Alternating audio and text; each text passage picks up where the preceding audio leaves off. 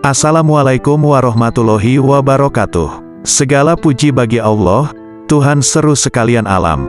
Kali ini akan dibacakan kisah Syaikh Subakir sang panumbal tanah Jawa. Tidak banyak orang mengetahui dan mengenal nama Syaikh Subakir.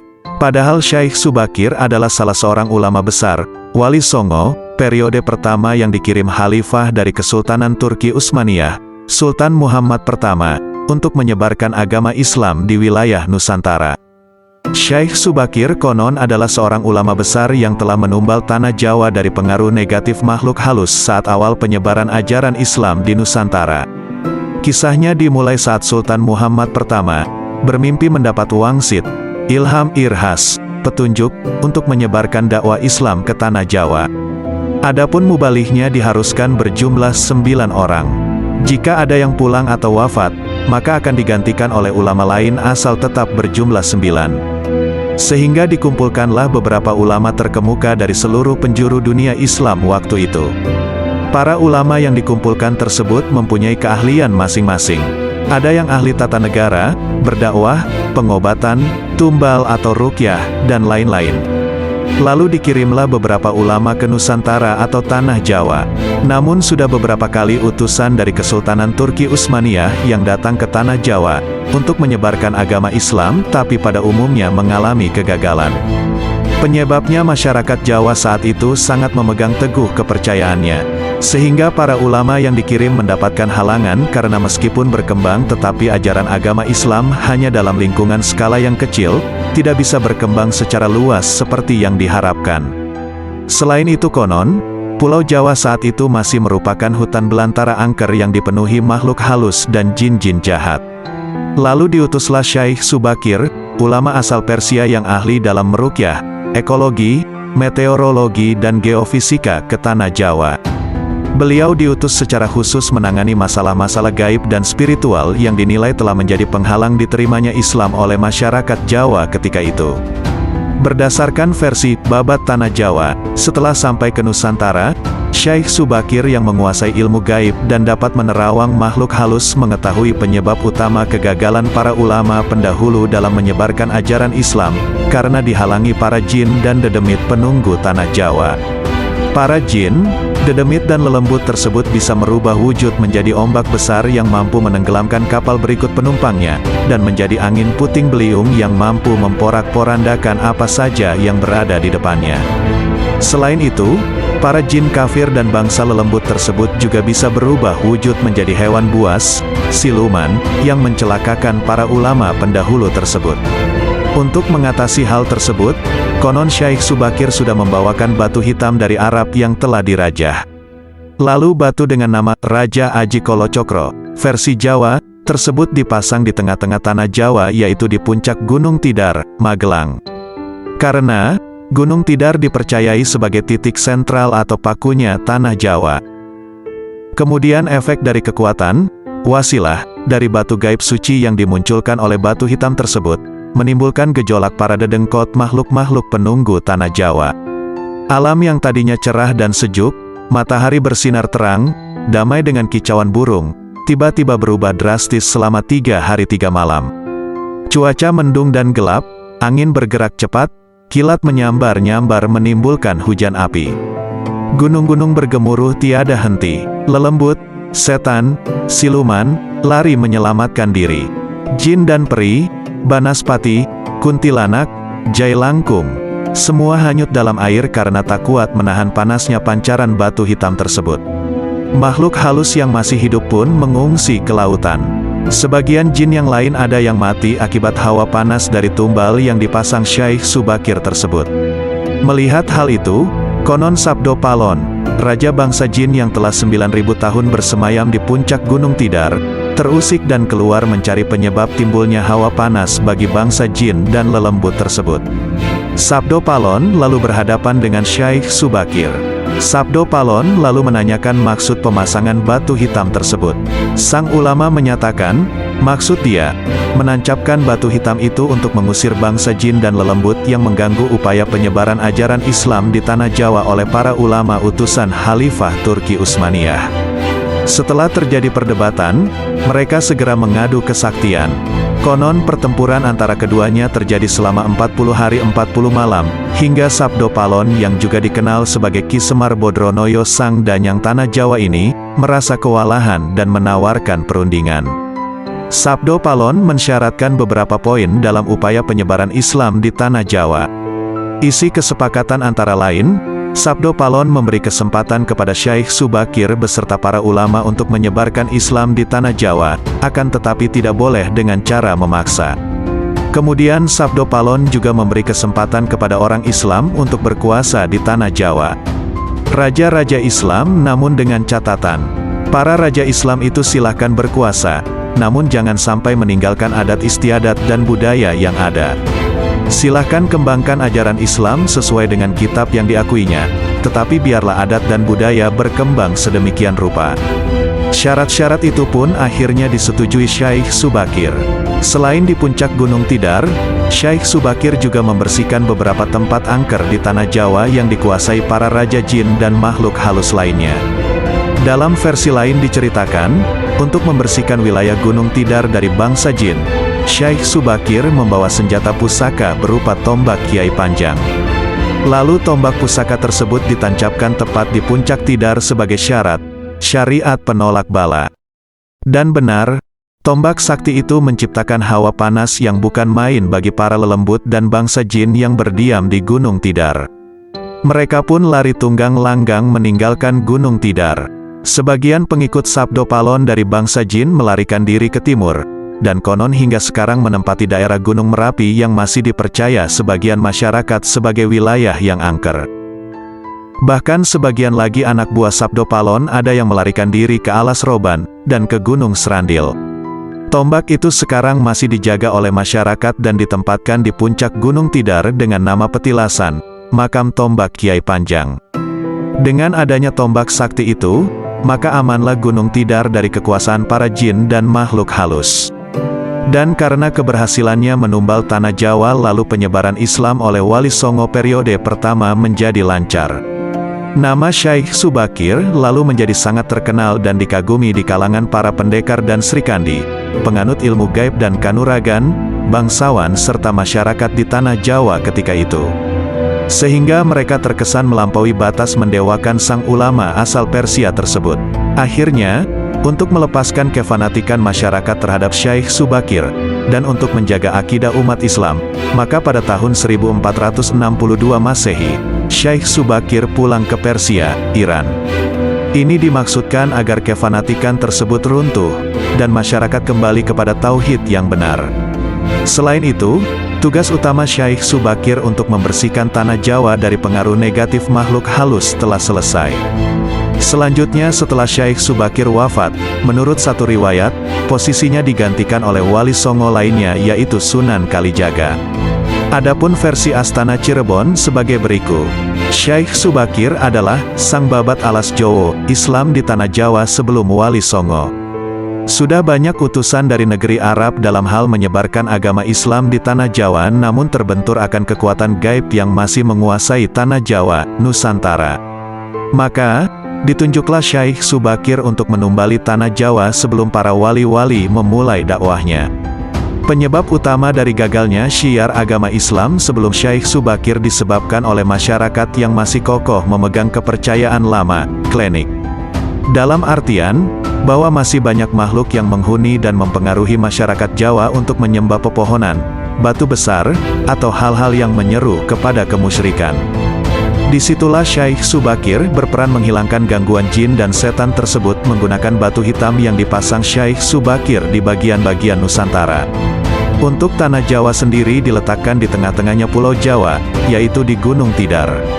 Setelah semua dipasang, efek dari kekuatan gaib batu hitam tersebut menimbulkan gejolak besar yang membuat jin dan setan mengamuk. Kemudian, Syekh Subakir meredamnya dengan berdialog bersama mereka. Walaupun kamu mampu meredam amukan kami dan kamu dapat mengembangkan agama Islam di Tanah Jawa, tetapi kodratullah tetap masih berlaku atasku, kata setan. Apa yang kamu maksud? Jawab Syekh Subakir. Aku masih dibolehkan untuk menggoda manusia, termasuk orang-orang Islam yang imannya masih lemah, pungkasnya.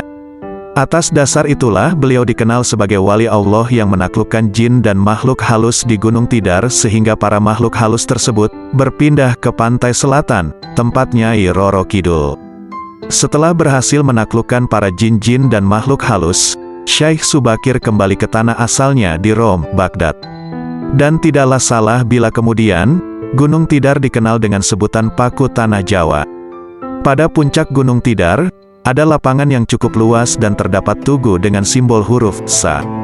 Menurut penuturan juru kunci, Sa bermakna, siapa salah seleh, siapa salah ketahuan salahnya. Tugu inilah yang dipercaya sebagian orang sebagai pakunya Tanah Jawa, yang membuat Tanah Jawa tetap tenang dan aman. Bagi sebagian orang yang memang ngelakoni lelaku spiritual, Gunung Tidar merupakan salah satu objek yang menjadi tempat tujuan untuk mendekatkan diri kepada Gusti Allah. Zaman dahulu, Gunung Tidar terkenal keangkerannya dan menjadi rumah bagi para jin dan makhluk halus. Jalmo moro jalmo mati, setiap orang yang datang ke Gunung Tidar bisa dipastikan, kalau tidak mati ya modar. Hal ini yang menjadi asal-usul nama Tidar, mati atau modar. Berdasarkan penuturan juru kunci Gunung Tidar, terdapat dua buah makam yaitu makam Kiai Panjang dan makam Sang Hyang Ismoyo, Kiai Semar. Sedangkan tempat yang selama ini dikenal sebagai makam Syekh Subakir sebenarnya itu hanyalah petilasan beliau. Pada tahap berikutnya, kedudukan Syekh Subakir, Sang Babat Tanah Jawa, sebagai salah satu wali songo, digantikan oleh Sunan Kalijaga yang banyak disebut-sebut pimpinan para wali di Tanah Jawa, karena kekeramatannya yang begitu melegenda. Di antara para wali yang bersama-sama Syekh Subakir dalam menyebarkan agama Islam di Tanah Jawa generasi pertama adalah 1. Maulana Malik Ibrahim, Turki, ahli mengatur negara. 2. Maulana Ishak, Samarkand, Rusia Selatan, ahli bidang pengobatan. 3. Maulana Ahmad Jumadil Kubro, Mesir, dakwah Tauhid Islam. 4. Maulana Muhammad Al-Maghrobi, Maroko. 5. Maulana Malik Israel, Turki, ahli tata negara. 6. Maulana Muhammad Ali Akbar, Persia, Iran, ahli pengobatan. 7. Maulana Hasanuddin, Palestina. 8. Maulana Aliuddin, Palestina. 9. Syekh Subakir, Iran, ahli menumbali daerah yang angker yang dihuni jin jahat. Kisah perjanjian antara Sabdo Palon dengan Syekh Subakir. Konon ada semacam perjanjian antara Sabdo Palon sebagai pamomong, danyang gaib, Tanah Jawa dengan Syekh Subakir sebagai penyebar agama Islam generasi awal di Tanah Jawa ini. Tersebutlah kisah perjanjian ini dalam tulisan Lontar Kuno. Lontar tersebut diperkirakan ditulis oleh Kanjeng Sunan Derajat atau setidak-tidaknya oleh murid atau pengikut beliau. Cerita tentang kisah ini pernah dipentaskan sebagai lakon wayang kulit bergenre wayang songsong, wayang kulit yang berisi cerita hikayat dan legenda Jawa, yang digelar di Desa Derajat, Paciran, Lamongan, sebuah desa tempat situs Sunan Derajat. Syekh Subakir berkata, "Kisanak, siapakah Kisanak ini? Tolong jelaskan." Sabdo Palon menjawab, "Aku ini Sabdo Palon, pamomong, penggembala Tanah Jawa sejak zaman dahulu kala. Bahkan sejak zaman kadewataan, atau para dewa, akulah pamomong para kesatria leluhur. Dulu aku dikenali sebagai Sang Hyang Ismoyo Jati, lalu dikenal sebagai Ki Lurah Semar Bodronoyo dan sekarang zaman Majapahit ini namaku dikenal sebagai Sabdo Palon." Oh, berarti Kisanak ini adalah Danyang, penguasa Tanah Jawa ini. "Perkenalkan Kisanak, namaku adalah Syekh Subakir berasal dari Tanah Syam Persia," kata Syekh Subakir. Sabdo Palon berkata, "Ada hajat apa gerangan Jengandiko, Anda, Rawuh, datang di Tanah Jawa ini?" "Saya diutus oleh Sultan Muhammad yang bertahta di negeri Istanbul untuk datang ke Tanah Jawa ini." "Saya tidaklah datang sendiri, kami datang dengan beberapa kawan yang sama-sama diutus oleh Baginda Sultan," jawab Syekh Subakir. "Ceritakanlah selengkapnya Kisanak, supaya aku tahu duduk permasalahannya," ungkap Sabdo Palon. "Baiklah, pada suatu malam, Baginda Sultan Muhammad bermimpi menerima wisik, atau ilham. Wisik dari Hyang Akaryo Jagat, Gusti Allah Zat yang Maha Suci lagi Maha Luhur. Diperintahkan untuk mengutus beberapa orang alim, ahli ilmu, ke Tanah Jawa ini. Yang dimaksud orang alim ini adalah sebangsa pendeta, brahmana, dan resi di tanah Hindu. Pada bahasa kami disebut ulama, jawab Syekh Subakir.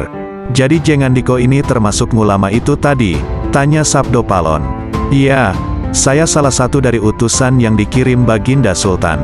Adapun tujuan kami dikirim kemari adalah untuk menyebarkan wawara suci, ajaran suci, amedar agama suci, yaitu Islam, kata Syekh Subakir. Bukankah Kisanak tahu bahwa di tanah Jawa ini sudah ada agama yang berkembang yaitu Hindu dan Buddha yang berasal dari tanah Hindu? Lalu buat apa lagi Kisanak menambah dengan agama yang baru lagi, kata Sabdo Palon. Syekh Subakir menjawab, biarkan kawulo dasih, atau rakyat, yang memilih keyakinannya sendiri. Bukankah Kisanak sendiri sebagai danyangnya tanah Jawa lebih paham bahwa sebelum agama Hindu dan Buddha masuk ke Jawa ini, di sini pun sudah ada kapitayan, kepercayaan. Kapitayan atau ajaran asli tanah Jawa yang berupa ajaran Budi. Sabdo Palon berkata, ya, rupanya Kisanak sudah menyelidiki kawulo Jowo di sini. Memang di sini sejak zaman sebelum ada agama Hindu dan Buddha, sudah ada kapitayan asli. Kapitayan adalah kepercayaan yang hidup dan berkembang pada anak cucu di Nusantara ini. Jika berkenan, tolong ceritakan bagaimana kapitayan yang ada di tanah Jawa ini, ungkap Syekh Subakir. Secara ringkas kepercayaan Jawa sejak dulu itu begini. Manusia Jawa sejak dari zaman para leluhur dahulu kala, meyakini ada Sang Maha Kuasa yang bersifat tan keno kinoyo ngopo, tidak bisa digambarkan bagaimana keadaannya. Dialah pencipta segala-galanya, Bawono Agung dan Bawono Alit, jagat besar dan jagat kecil, alam semesta dan alam manusia. Orang Jawa meyakini bahwa Dia yang Maha Kuasa ini dekat, juga dekat dengan manusia. Dia juga diyakini berperilaku sangat welas asih. Dia juga diyakini meliputi segala sesuatu yang ada. Karena itu masyarakat Jawa sangat menghormati alam sekelilingnya. Karena bagi mereka semuanya mempunyai sukma. Sukma ini adalah sebagai wakil dari Dia yang Maha Kuasa itu. Jika masyarakat Jawa melakukan pemujaan kepada Sang Pencipta, mereka lambangkan dengan tempat yang suwung. Suwung itu kosong namun sejatinya bukan kosong, namun berisi Sang Maha Ada. Karena itu tempat pemujaan orang Jawa disebut Sanggar Pamujan. Di salah satu bagiannya dibuatlah sentong kosong, tempat atau kamar kosong, untuk arah pemujaan. Karena diyakini bahwa di mana ada tempat suwung di situ ada yang Maha Ada dan yang Maha Berkuasa, jelas Sabdo Palon. Syekh Subakir berkata, nah itulah juga yang menjadi ajaran agama yang kami bawa. Untuk memberi ageman, pegangan atau pakaian, yang menegaskan itu semua. Bahwa sejatinya di balik semua yang maujud ini ada Sang Wujud Tunggal yang menjadi pencipta, pengatur dan pengayom alam semesta. Wujud Tunggal ini dalam bahasa Arab disebut Al-Ahad. Dia maha dekat kepada manusia, bahkan lebih dekat Dia daripada urat leher manusianya sendiri. Ajaran agama kami menekankan budi pekerti yang agung, yaitu menebarkan welas asih kepada alam gumebyar, kepada sesama titah atau makhluk. Lihatlah Sang Danyang, betapa sudah rusaknya tatanan masyarakat Majapahit sekarang. Bekas-bekas perang saudara masih membara. Rakyat kelaparan, perampokan dan penindasan ada di mana-mana. Ini harus diperbaharui budi pekertinya. Sabdo Palon berkata, aku juga sedih sebenarnya memikirkan rakyatku. Tatanan sudah bubrah. Para pejabat negara sudah lupa akan dharmanya. Mereka saling sikut untuk merebutkan jabatan dan kemewahan duniawi. Para pandito juga sudah tak mampu berbuat banyak. Orang kecil salang tunjang, bersusah payah, mencari pegangan. Zaman benar-benar zaman edan. Karena itulah mungkin Sang Maha Jawata Agung menyuruh Sultan Muhammad Turki untuk mengutus kami ke sini. Jadi, wahai Sang Danyang Tanah Jawa, izinkanlah kami menebarkan wawara suci ini di wewengkon, wilayah kekuasaanmu ini, jawab Syekh Subakir. Baiklah jika begitu. Tapi dengan syarat-syarat yang harus kalian patuhi, jawab Sabdo Palon. Syukurlah jika diizinkan secara baik-baik, karena jikapun tidak, kami tetap akan mewedarkan ajaran ini. Kalau begitu apa yang menjadi syaratnya itu wahai Sang Danyang Tanah Jawa, kata Syekh Subakir. Sabdo Palon berkata, pertama, jangan ada pemaksaan agama, dharma atau kepercayaan. Kedua, Jika hendak membuat bangunan tempat pemujaan atau ngibadah, buatlah yang wangun. Bangunan, luarnya nampak cakrak atau gaya Hindu Jawa walau isi dalamannya Islam. Ketiga, jika mendirikan kerajaan Islam maka ratu yang pertama harus dari anak campuran. Maksud campuran adalah jika bapaknya Hindu maka ibunya Islam. Jika bapaknya Islam maka ibunya harus Hindu. Keempat, jangan jadikan wong Jowo berubah menjadi orang Arab atau Parsi. Biarkan mereka tetap menjadi orang Jawa dengan kebudayaan Jawa walau agamanya Islam. Karena agama setahu saya adalah Dharma, yaitu lelaku hidup atau budi pekerti. Hati-hati jika sampai orang Jawa hilang Jawanya, hilang kepribadiannya, hilang budi pekertinya yang adiluhung, maka aku akan datang lagi. Ingat itu, 500 tahun lagi jika syarat-syarat ini sudah terabaikan, maka aku akan muncul dengan membuat goro-goro. Syekh Subakir berkata, baiklah jika memang begitu. Syarat pertama sampai keempat aku setujui. Namun khusus syarat keempat, betapapun aku dengan kawan-kawan akan tetap menghormati dan melestarikan budaya Jawa yang adiluhung ini. Namun jika suatu saat kelak karena perkembangan zaman dan ada perubahan, maka tentu itu bukan dalam kuasaku lagi, biarlah Gusti Kang Akaryo Jagat yang menentukannya. Memang susah untuk mengetahui keadaan, asal-usul atau gambaran kondisi sebuah masyarakat nan jauh ke masa lalu. Semakin jauh masa itu, semakin gelap gambarannya. Namun, upaya-upaya ahli sejarah dan lainnya untuk menguaknya patut dihargai. Paling tidak, ada sedikit gambaran yang mungkin bisa kita lihat, meski tidak sepenuhnya benar 100%. Beberapa naskah yang beredar mencoba menggambarkan hal itu. Seperti dalam serat jangka Syekh Subakir. Sudah 9.000 tahun, ya, saya Semar, sudah ada di pulau ini, Jawa, di pedusunan di Gunung Tidar, tapi baru 1000 tahun berjalan. Di sini, Syekh Subakir heran mendengarnya. Engkau ini makhluk apa? Apa benar manusia? Kok usianya luar biasa? Demikian perkenalan Semar dengan Syekh Subakir. Selama ribuan tahun itu Semar bertapa di Gunung Merbabu dan tidak mengetahui keadaan manusia di Jawa. Gambaran tentang kondisi Pulau Jawa juga digambarkan dalam serat tersebut, penuh dihuni oleh demit, jin, genderuwo, bekasaan, dan sejenisnya. Bahkan beberapa utusan dari negeri Rum sebelum Syekh Subakir dimakan demit, binadok demit. Dari serat ini, ditegaskan bahwa Raja Rum mendapat petunjuk untuk mengisi Pulau Jawa, jeung Sultan Rum Kang Winarni, angsal sasmitaning sukma, dinawuhan angiseni, manungso pilo Jawi. Syekh Subakir mengambil orang-orang keling untuk dibawa mengisi Pulau Jawa, sebanyak 2 laksa, 20.000 keluarga. Dari serat ini, maka yang mengisi, menjadi penghuni Pulau Jawa, adalah dari bangsa keling, yang dibawa oleh Syekh Subakir. Padahal dalam naskah itu pula, Semar adalah manusia. Sang Hyang Semar lon wuwusnya, Gi Sumangga Karso Aji, Sajatin Gi Kawula, lan kiraka tiang Jawi, ing kina prapteng mangkin, kawak dapla inggi ulun, wong Jawa kunamula, saderenga dika prapti, kula manggen marbabu pucak haldaka. Namun, selama bertapa ribuan tahun itu pula Pulau Jawa sudah berubah isinya. Bukan manusia seperti Semar, tetapi sudah dikuasai oleh para demit.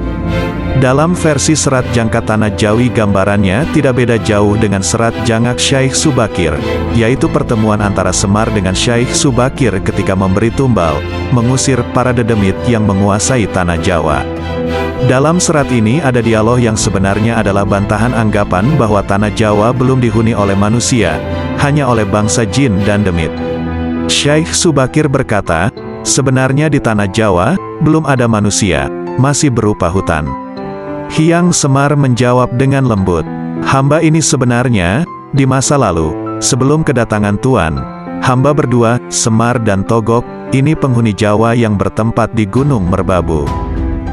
Namun, dalam serat ini Semar sendiri menjelaskan bahwa dia bukan manusia, tetapi keturunan dewa, Sang Yang Tunggal atau Manikmaya. Agak sedikit berbeda memang dengan serat jangka Syekh Subakir. Namun pada intinya bahwa Semar dan Togok di masa lalu adalah penghuni Pulau Jawa. Apakah hanya mereka berdua? Tentu ini bisa disinkronkan dengan sumber-sumber lain, misalnya Babat Demak Pesisiran yang menerangkan silsilah orang tua Sang Hyang Tunggal adalah Sang Yang Menang. putra dari Sang Hyang Wening, putra dari Sang Hyang Nurasa, putra dari Sang Hyang Nur Cahyo atau Sayyid Anwar, putra dari Nabi Sis. Dalam versi lain, Sang Hyang Wening dan Menang adalah satu pribadi. Dalam serat Jangka Tanah Jawi, Semar adalah keturunan dari Nabi Sis, jika digabungkan babat Demak Pesisiran, karena anak dari Sang Hyang Tunggal. Namun, dalam babat Demak Pesisiran, nama Semar tidak muncul sebagai anak Sang Hyang Tunggal. Disinilah letak gelapnya lagi, Semar di satu sisi mengaku anak Sang Hyang Tunggal, namun dalam babat Demak Pesisiran, tidak masuk. Demikian pula dalam babat Tanah Jawa, Semar dan Togok itu menjadi penderek Raden Palasara yang merupakan keturunan dari Sayyid Anwar. Dalam babat Tanah Jawa, Palasara merupakan cikal bakal leluhur Jawa, di mana kemudian, Kurawa, Pandawa adalah bagian dari keturunannya. Ini menjadi terbalik, bahwa kisah Mahabharata itu mulanya dari Jawa. Dalam serat babat Demak Pesisiran, Nabi Ibrahim itu berbeda dengan Batara Brahma. Nabi Ibrahim berada pada garis silsilah Sayyid Anwas, saudara Sayyid Anwar. Batara Brahma adalah keturunan dari Sayyid Anwar. Masa-masa gelap ini memang memunculkan banyak versi mengenai leluhur Jawa. Buku lain, yaitu Sejarah Kawitane Wong Jawalan Wong Kanung menggambarkan pertama zaman Jamajuja. Puluhan ribu buku ini ditulis pada tahun 1931, sudah ada manusia, tetapi masih bertelanjang, seperti kera, hidupnya di gua-gua. Masih dalam masa Jamajuja periode 5000 tahun, sebelumnya, manusianya sudah mengalami kemajuan, sudah memakai cawet dari dedaunan, sudah menempati di luar gua. Mereka sudah berkumpul dalam sebuah komunitas. Masyarakat ini disebut dengan masyarakat Lingga, suku Lingga. Masa kuna, sebelum Masehi, orang-orang Sampit berhijrah ke Nusa Kendeng yang kemudian disebut sebagai orang Jawa. Kata Jawa sendiri dirujukkan pada sebutan banteng yang gemati, penuh perhatian terhadap anaknya. Sebab banteng perempuan disebut Jawi, yang gemati, kemudian disebut Jawa. Orang-orang Sampit yang mengungsi ke Jawa ini kemudian membuat pertanda awal sebagai orang Jawa, yaitu 230 tahun sebelum Masehi, bukan Saka. Tahun itu disebut tahun Hawuning, pengingat. Tokoh pimpinan rombongan Eksodus ini namanya Hi Sengdang, yang kelak kemudian disebut Dang Hyang, Danyang. Mereka berasal dari Sampit yang keturunan dari suku Hainan. Dari catatan ini, maka orang Jawa, dalam pengertian pendatang baru yang gemati, mau menghormati orang Lingga adalah 230 sebelum Masehi. Namun penduduk Jawa asli, suku Lingga kemudian bercampur dan kelak memenuhi Jawa. Dengan demikian, mulainya peradaban Jawa itu 230 sebelum Masehi, karena adanya kebudayaan Hainan yang dibawa, sementara suku Lingga yang masih tertinggal, hidup di gua, hutan dan bergantung pada alam, belum disebut sebagai orang Jawa. Ini tentu berbeda dengan versi serat Jangka Syaikh Subakir dan serat Jangka Tanah Jawi. Jika kita lihat kedatangan Syaikh Subakir di Tanah Jawa dari sumber lain, sekitar tahun 1404. Jika berasumsi bahwa sebelum tahun itu Tanah Jawa tak ada manusianya, maka akan muncul banyak persoalan lagi, bagaimana dengan kerajaan Singasari, Kediri dan lainnya yang sebelumnya ada. Tentu membaca serat Jangka Syaikh Subakir dan serat Jangka Tanah Jawi ini tidak bisa sejelentre ini. Mungkin butuh analisis simbol, semiotik, hermeneutik, dan lain sebagainya agar mendapat pemahaman yang lebih luas. Sebab serat Jangka itu pesan besarnya adalah mengenai prediksi masa depan Jawa dalam periodisasi tertentu, bukan membahas asal-usul bangsa Jawa. Jadi masih terbuka lebar untuk penelitian yang lebih jauh dan mendalam siapa sebenarnya leluhur orang Jawa di masa lampau sekali. Tentu tidak akan ditemukan jawaban tunggal, sebab sebuah masyarakat terdiri dari berbagai unsur, keluarga dan sebagainya, maka akan dimungkinkan banyak versi. Kembali lagi, bahwa kata Jawa itu bisa diartikan, gemati, perhatian, menghargai, menyayangi. Jadi siapapun mereka bisa melakukan itu semua di Pulau Jawa ini, akan menjadi leluhur Jawa, entah dia dari belahan dunia manapun. Catatan, Keling, dalam Wikipedia adalah daerah yang sekarang bernama India, benua Keling, seperti tercantum dalam sejarah Melayu. Pada masa ini perkataan ini kebiasaannya merujuk kepada suku bangsa Dravida termasuk kaum Tamil, Telugu dan Malayalam. Di kawasan yang dulunya Kalinga, penduduknya pada hari ini bertutur dalam bahasa-bahasa Telugu dan bahasa Oriya. Ditulis oleh Muhammad Jatmiko yang disarikan dari Dandang Gulo, Sunan Kalijaga, Serat Dharma Gandul, Serat Centini, dan Suluk Wali Songo.